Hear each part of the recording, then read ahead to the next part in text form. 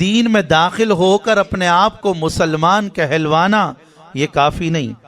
اصلح کا لفظ کیا بتا رہا ہے کہ اپنا دین اچھا بنانا ہوگا، اپنے دین کو سنوارنا ہوگا، اپنے دین پر محنت کر کے اسے خوبصورت بنانا ہوگا کہ اللہ صرف مجھے اور آپ کو دیندار یا نمازی زکاتی حاجی نہیں، بلکہ اللہ کیا دیکھنا چاہتا ہے؟ الذی خلق الموت والحیات لیبلوکم ایکم احسن عملا، کہ اللہ نے موت اور زندگی کو کیوں پیدا کیا؟ کہ وہ تمہیں آزمانا چاہتا ہے کون اپنے عمل کو خوبصورت بناتا ہے۔ اس لیے صرف نماز پڑھنی نہیں ہے بلکہ اچھی نماز پڑھنی ہے، صرف روزہ نہیں رکھنا، اچھا روزہ رکھنا ہے، صرف مال خرچ نہیں کرنا، اچھے انداز سے مال خرچ کرنا ہے، اپنے دین کو خوبصورت بنانا ہے۔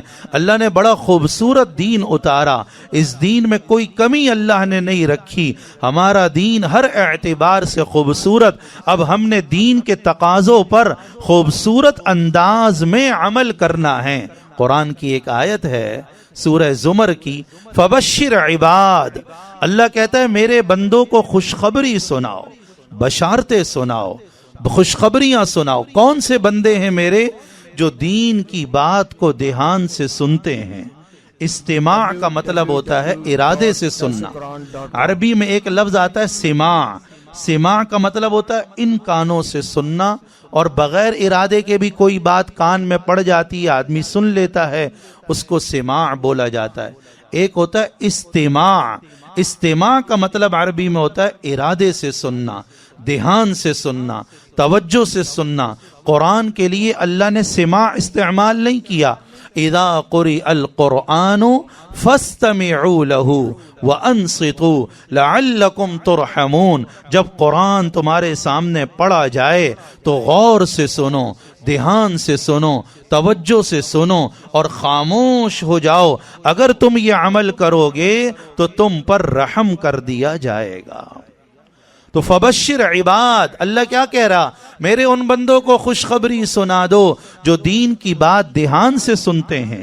سننے کے بعد اگلا کام فیتبعون احسنا، یہ قرآن کی آیت ہے۔ تو فیتبعون احسنا کہ بات سن کر صرف اتباع نہیں کرنی، صرف عمل نہیں کرنا، بلکہ کون سا عمل کرنا ہے؟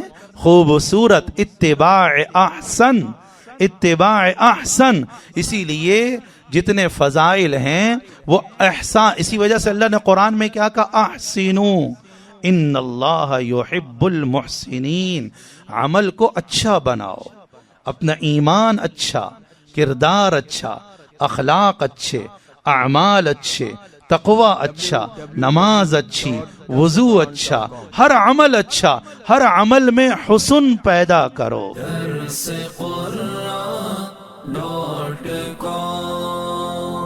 www.darsequran.com